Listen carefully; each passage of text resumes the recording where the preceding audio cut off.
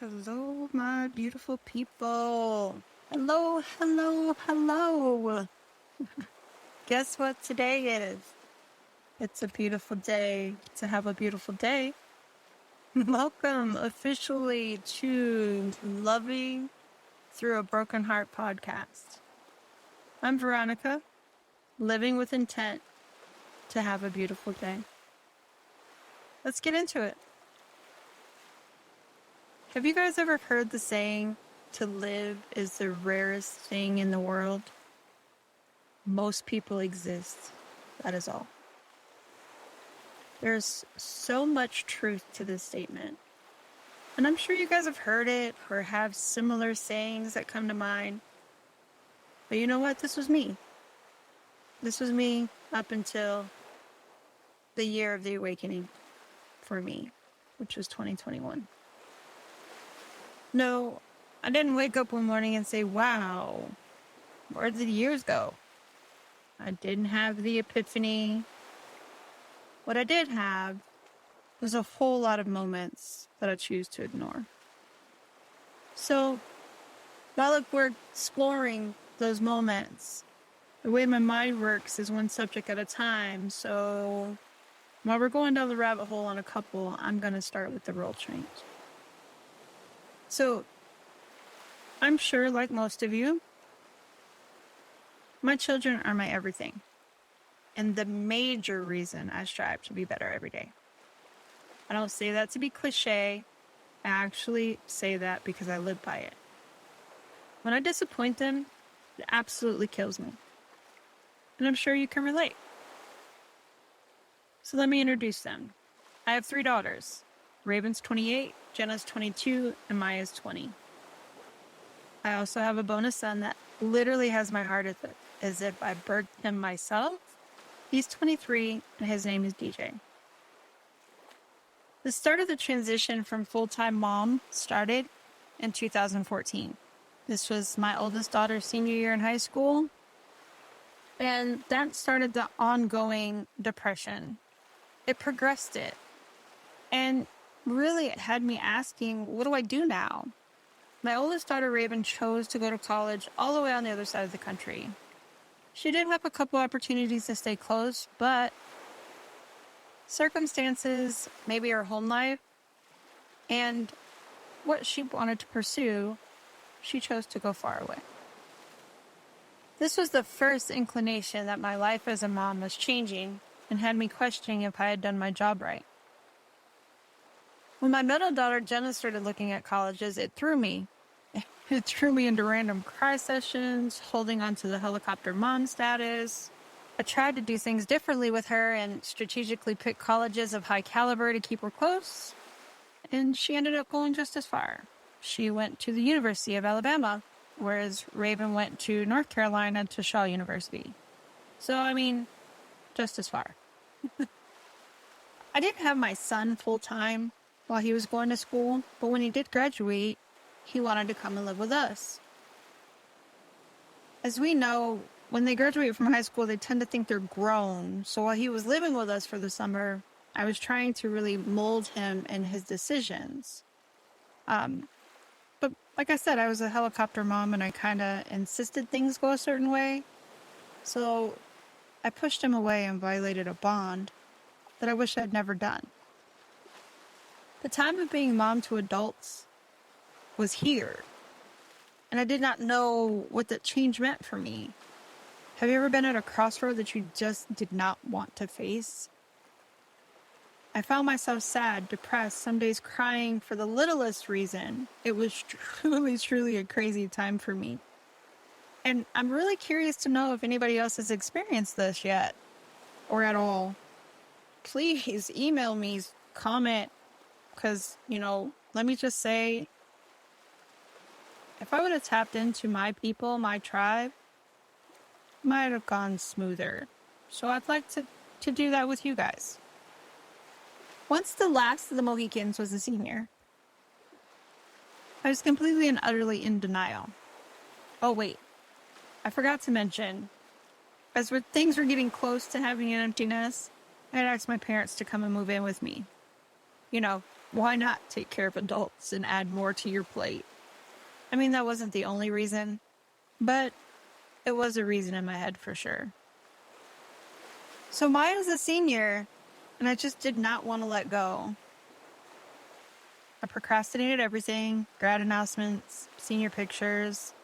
And you know what helped it? Is we were deep into COVID, like deep.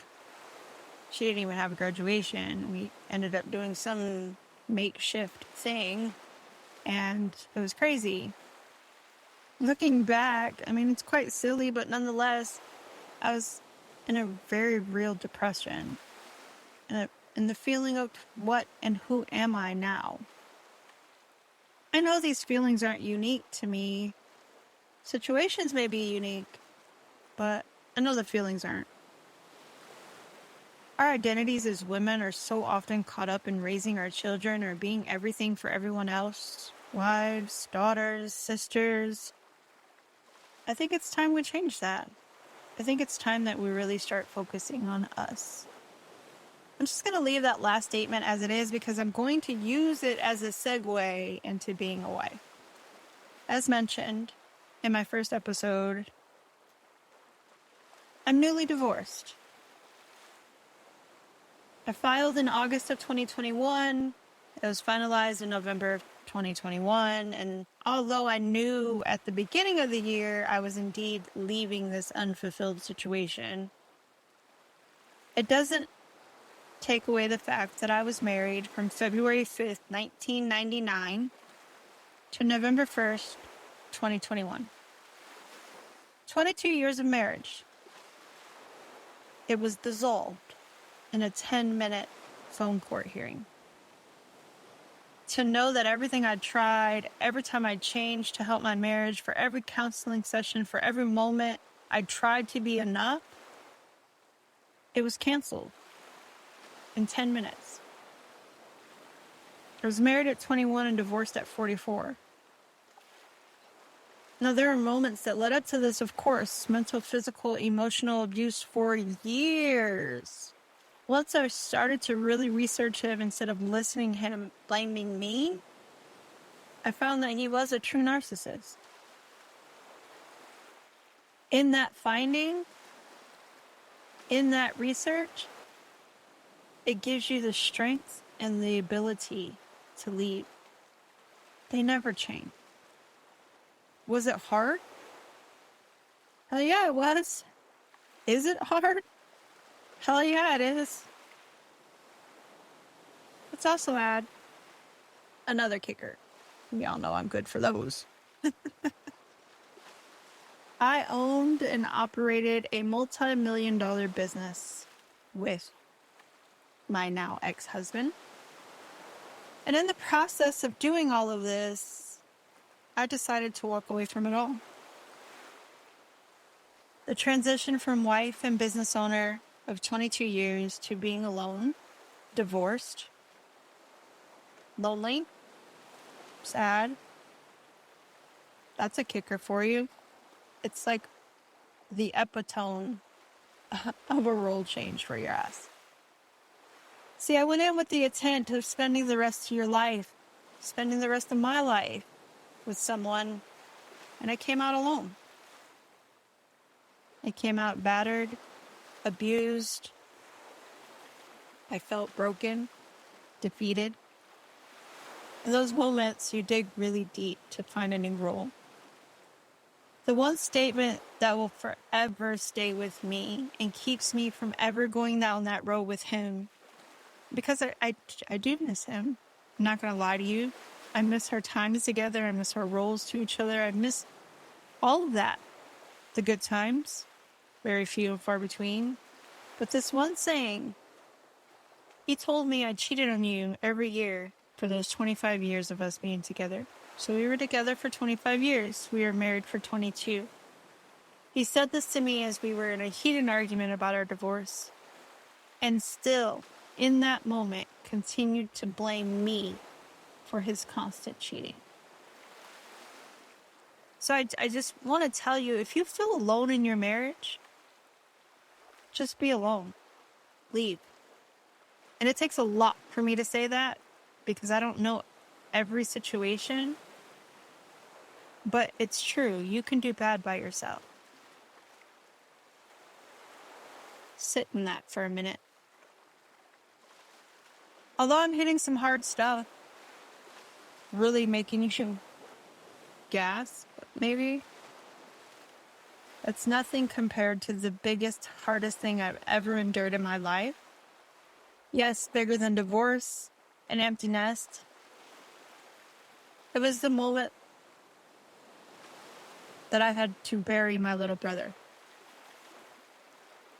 My brother shot himself on March 20th of 2021, and he died the next day, March 21st. He was 36 years old.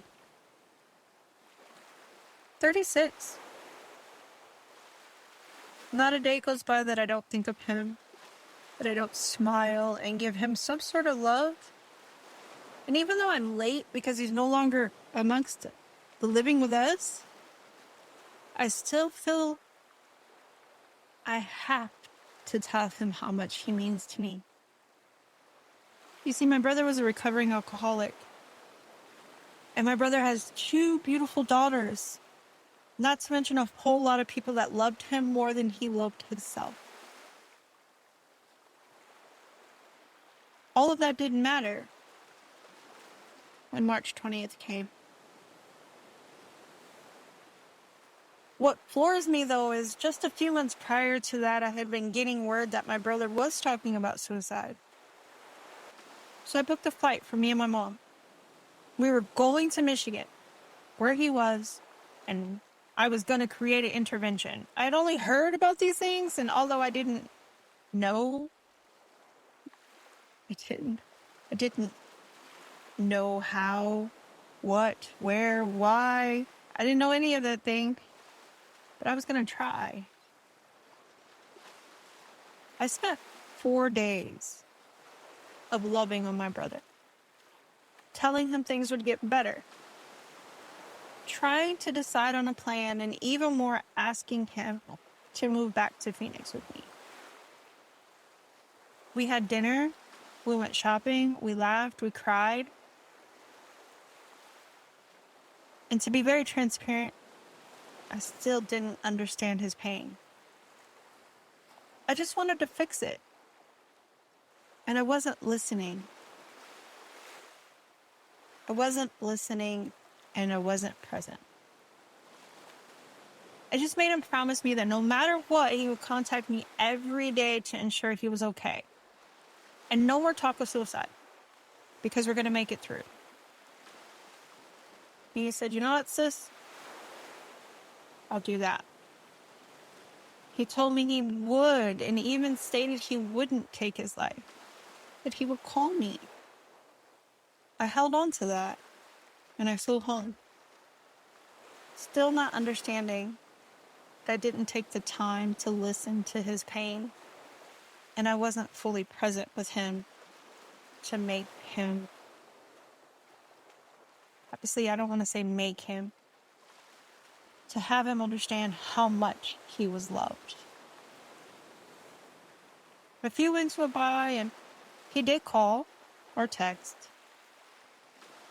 But one day, he called Jenna and said, and I'll never forget, "Please tell your mom that I won't be calling anymore. She wants to fix me, and I don't want to be fixed." I went back in October, and he took his life in March. So many emotions, so many whys, so many conversations never to be had again, so many missed opportunities. It took me at least 30 days to digest and sort through and process my emotions that I'd never experienced before. For years, I dealt with abuse. And in those years, you know what I learned? I learned how to harden my heart and show no emotion, because people take that as weakness. Now, I couldn't help but to cry every day. In those days, I started meditating because I just couldn't stop crying. No, I don't mean meditate for 10 minutes and we're all good. I mean, I meditated for hours. I needed to feel close to something. I needed to feel loved. I needed to feel okay.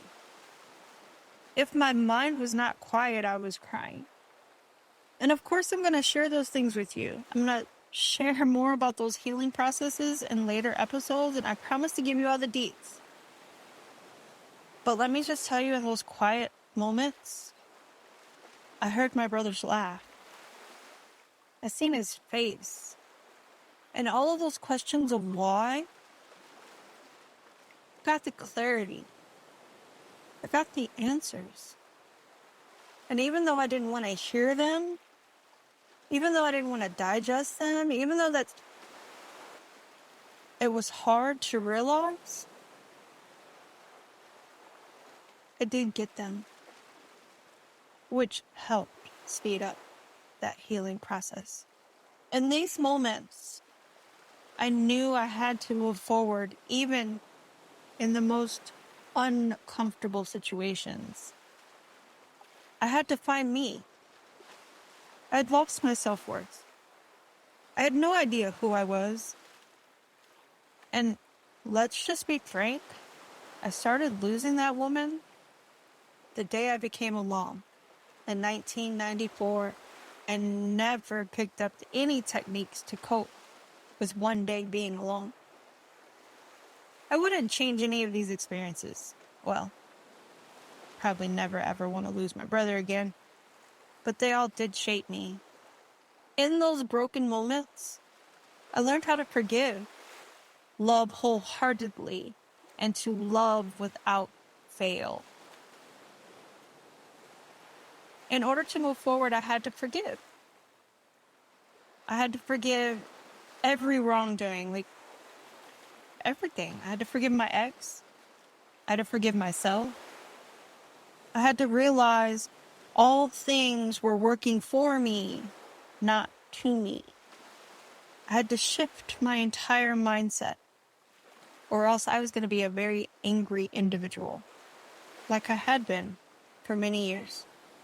So wholeheartedly, the question that I'm asking you is, are you living or are you existing? I existed for a long time, and only now can I honestly say that I'm living intently. Living every day like tomorrow's not promised. Telling people that I love them.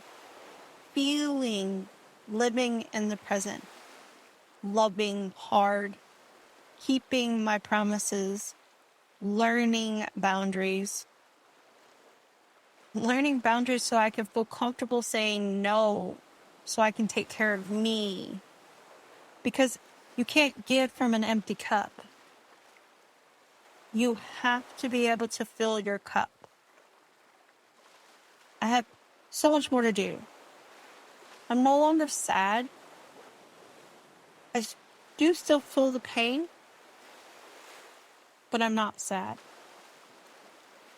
Healing is my journey, and love is my antidote. I understand my brother is free from his pain. He was a beloved angel trapped on this earth that fulfilled his purpose. He made everyone feel important and loved. So many people showed up at his funeral that I had no idea who they were. I even had a guy walk up to me and show me a tattoo that they used to say broke, starving, and gangbanging all the time, and he actually tattooed that on his body and said JT saved his life. My brother saved his life. And you know what? He saved mine. He gave me the strength to leave a horrible situation, to understand that I wasn't being loved. And I plan on carrying on that mission in his honor.